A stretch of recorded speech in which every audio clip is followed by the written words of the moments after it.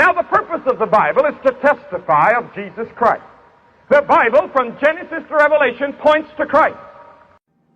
The Bible is true in a very strange way. What you do as an educated person is sample that structure that constitutes the sum total of the texts of our civilization. Because if those four things are true, that there's truth, that God exists, that miracles are possible, and the New Testament is reliable enough to let us know that the resurrection occurred, then Christianity is true. Because if Jesus rose from the dead, game over, Christianity is true. So, what is the food you give to the soul? It is reading the Bible, the Word of God. And I don't care who you are, you cannot live a victorious life if you neglect Bible reading and Bible study. But what we have at stake here is far more than that. You know, your life depends on this book. So read it. Pulpit Commentary, Exodus chapter 17, verses 1 through 7, the second murmuring for water. When the Israelites had come to Rephidim, which was probably in the Wadi Firin, near its junction with the Wadi Eshik, complaint arose, not as at Marah, Exodus chapter 15 verse 23, that there was no drinkable water, but that there was no water at all. Water had been expected, and consequently no supply had been brought, but none was found. Violent murmurs arose, and the people were ready to stone their leader, verse 4, who had, they considered, brought them into the difficulty. As usual, Moses took his grief to God and laid it before him, with the result that God gave miraculous relief. Moses was bidden to take his rod and go with the elders to a particular rock known as the rock in Horeb, verse 6, and there strike the rock, and water would flow forth. This he did, and a copious stream welled out, which furnished abundant drink to the whole multitude. In remembrance of the murmuring, he called the place Massa Trial and Meribah Quarrel. Verse 1, from the wilderness of sin. See the comment on Exodus chapter 16 verse 1. The sandy coast tract El Murka was probably quitted in latitude 28 degrees, 42 feet nearly, and the Wadi Firin entered on at its southwestern extremity. Two stations, Dafka and Alush, lay between the Sin wilderness and Rephidim, as we learn from Numbers chapter 33 verse 12 and 13. It is impossible to locate these places with exactness after their journeys. The three stages from Sin to Dafka, from Dafka to Alush, and from Alush to Rephidim seem to be alluded to, according to the commandment of the Lord. Literally, at the mouth of Jehovah, i.e. as God ordered them. The command was signified by the movement of the pillar of the cloud, and pitched in Rephidim. The word Rephidim signifies resting places, and is the natural name for the paradise of the Bedouins in the palm grove where the church and palace of the bishops of Paran formerly stood, Stanley, Sinai and Palestine, page 41. There was no water. The Wadi Firin is watered ordinarily by a copious stream, but at times the brook is dry, page 40, note 3. Verse 2, the people did chide, i.e. quarreled, made open murmurs, and complaint as before, frequently, Exodus chapter 14 verse 11. And 12 Exodus chapter 15 verse 24, Exodus chapter 16 verses 2 and 3. Give us water. As Moses had already given them flesh, the quails, and bread, the manna, so it perhaps seemed to the people easy that he should give them such a common thing as water. Stanley notices, page 70, that the wadis suggest the idea of water, and make its absence the more intolerable. They are exactly like rivers, with torrent bed, and banks, and clefts in the rock for tributary streams, and at times even rushes, and shrubs fringing their course, signs of water, water everywhere, yet not a drop to drink. Wherefore do ye tempt the Lord? To tempt the Lord is to try his patience by want of faith, to arouse his anger, to provoke him to punish us. It was the special sin of the Israelites during the whole period of their sojourn in the wilderness. They tempted and provoked the Most High God. Psalm chapter 78 verse 56 provoked him to anger with their inventions. Psalm chapter 106 verse 29 murmured in their tents. Ibidem 25 provoked him at the sea. Ibidem 7 tempted him in the desert. Ibidem 14. God's long-suffering, notwithstanding all, is simply amazing. Verse 3. The people thirsted there for water. There is probably no physical affliction comparable to intense thirst. His thirst was the only agony which drew from the Son of Man an acknowledgment of physical suffering in the words "I thirst." Descriptions of thirst in open boats at sea are among the most painful of the records of afflicted humanity. Thirst in the desert can scarcely be less horrible. The people murmured and said, when the worst comes on men, if they are alone, they bear it silently, but if they can find a scapegoat, they murmur. To lay the blame of the situation on another is a huge satisfaction to the ordinary human mind, which shrinks from responsibility and would fain shift the burden on someone else. To kill us. Compare Exodus chapter 14 verse 11 and chapter 16 verse 3. The circumstances of their life in the wilderness were such that, until accustomed to them, the people thought that, at each step, they must perish. It may be freely admitted that without continual miraculous aid, this would have been the natural denouement. And our cattle. It is interesting to see that the cattle still survived, and were regarded as of great importance. How far they served as a secondary head of subsistence to the people during the 40 years is a point not yet sufficiently elaborated. Verse 4. And Moses cried unto the Lord. It is one of the most prominent traits of the character of Moses that, at the occurrence of a difficulty, he always carries it straight to God.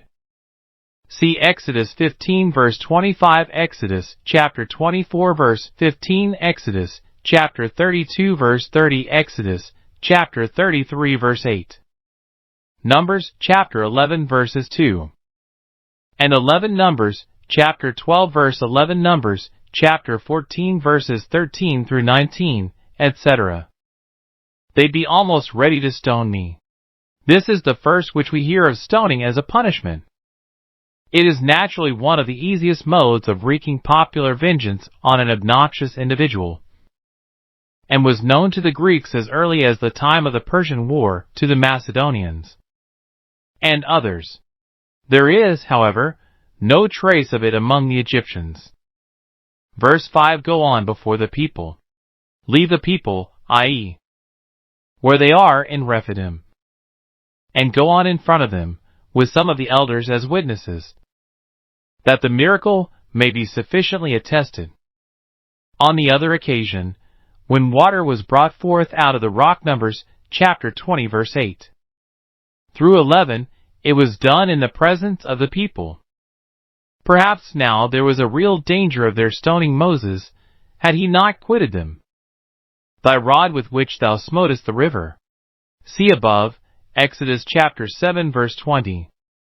Verse 6. Behold, I will stand before thee there. A visible divine appearance seems to be intended, which would guide Moses to the exact place where he should strike. The rock in Horeb must have been a remarkable object, already known to Moses during the time that he dwelt in the Sinai-Horeb region. But its exact locality cannot be pointed out. It cannot, however, have been very far distant from Rephidim. See verse 8. Verse 7, he called the name of the place Massa. Massa is from the root nasa, to try, or tempt, and means trial or temptation. Meribah is from rub, to chide, quarrel, and means contention, chiding, strife. Moses gave the same name to the place near Kadesh, where water was once more brought out of the rock, near the end of the wanderings.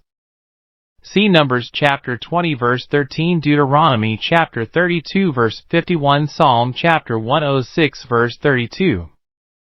verses 8 through 16, the war with Amalek. The Amalekites seem to have been descendants of Amalek, the grandson of Esau. Genesis chapter 36 verse 12. They separated themselves off from the other Edomites at an early date, and became the predominant tribe in the more northern parts of the Sinaitic Peninsula, claiming and exercising a sovereignty over the whole of the desert country between the borders of Palestine and Egypt. We do not find the name Amalek in the Egyptian records, but the people are probably represented by the Mentu, with whom so many of the early Egyptian kings contended.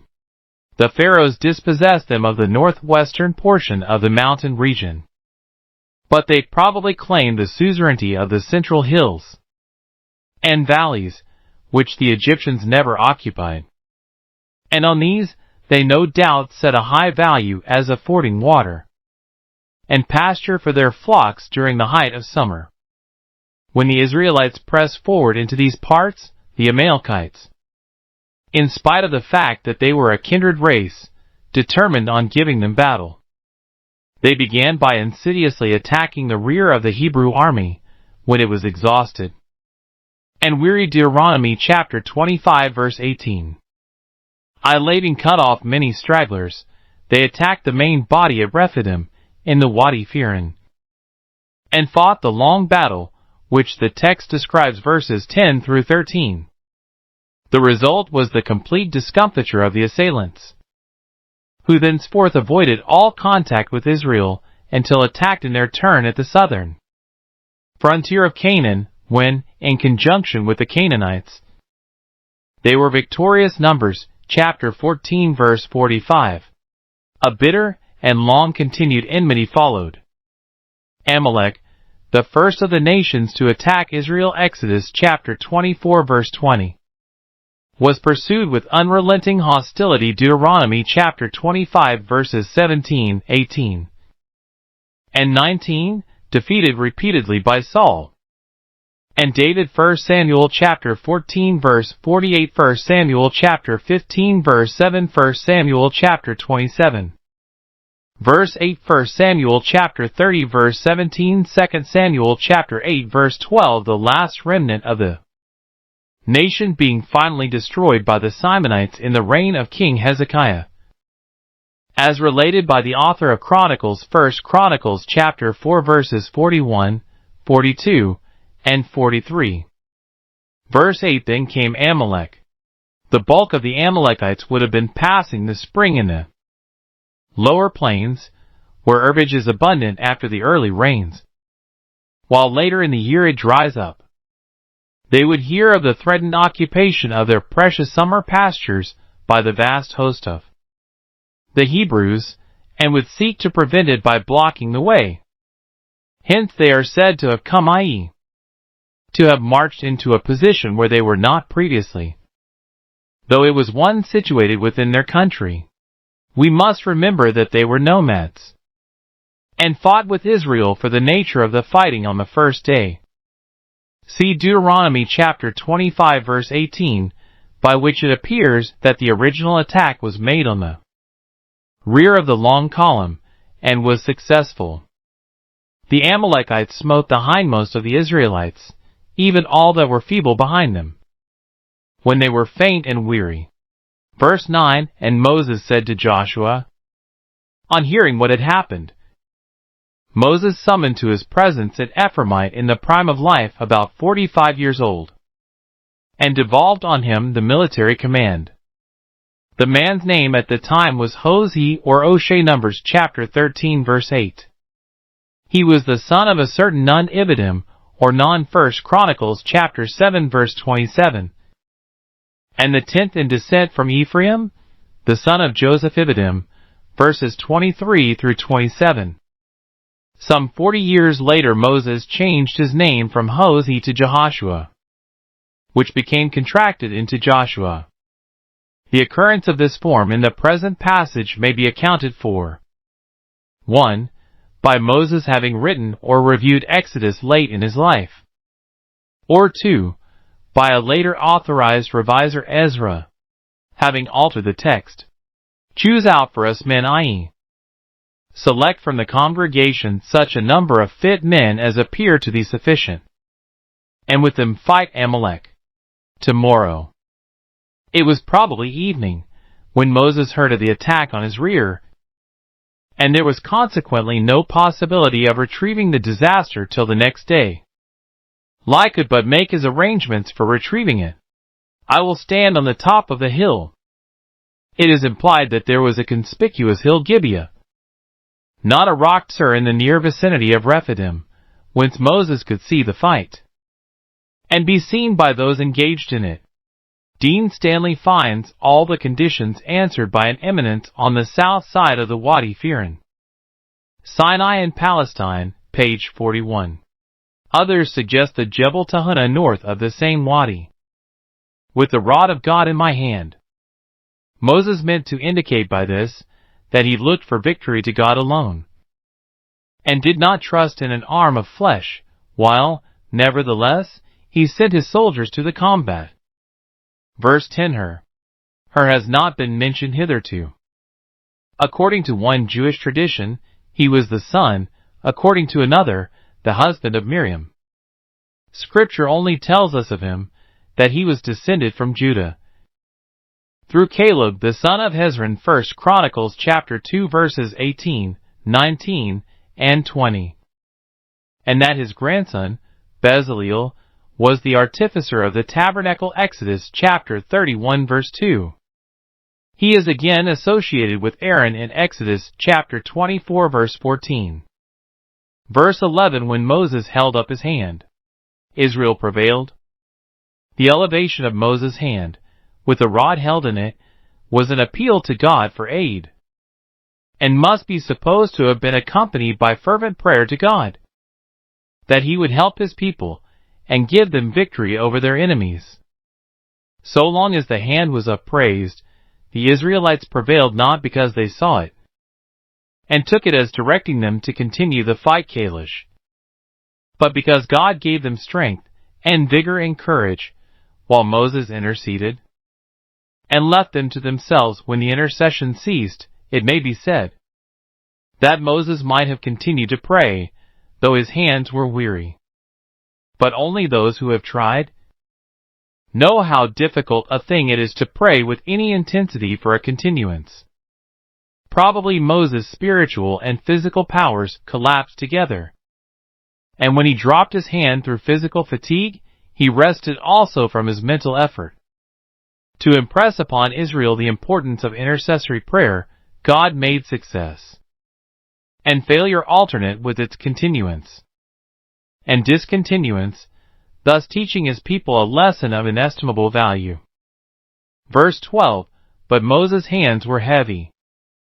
Moses, no doubt, held the rod alternately with one hand and the other, until both were so tired that he could hold them up no longer. It is this natural weariness which is expressed by the words his hands were heavy. When Aaron and Hut perceived this, they brought a stone for him to sit on, and then, standing one on either side of him, alternately supported his hands until the sun set and the battle was over. To reward the faith and perseverance of the three, God gave Israel in the end a complete victory. Verse 13. Amalek and his people, i.e., the Amalekites proper, and the tribes subject to them, who fought on their side. Verse 14. Write this in a book. The original has, write this in the book.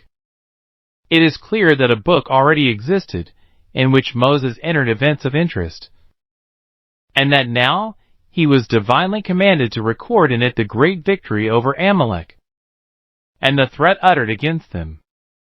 The record was to be for a memorial. 1. That the victory itself might be held in remembrance through all future ages, as a very signal instance of God's mercy.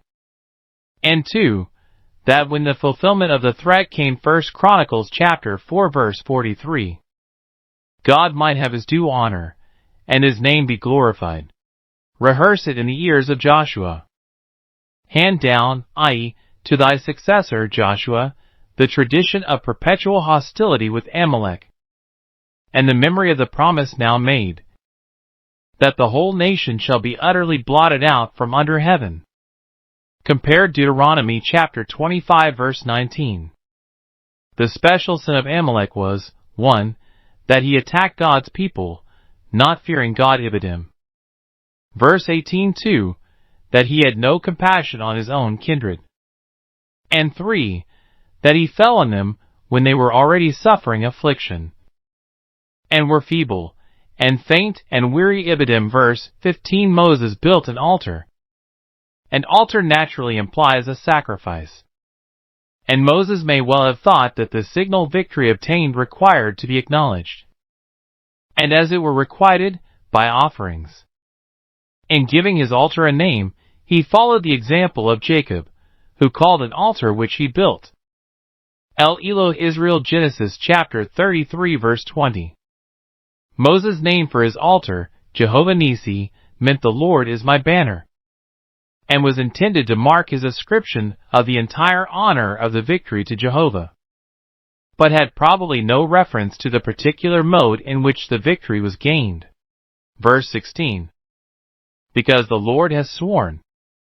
Rather, as in the margin, because the hand of Amalek was against the throne of the Lord, because, i.e., in attacking Israel, Amalek had as it were lifted up his hand against God on his throne. Therefore should there be war against Amalek from generation to generation.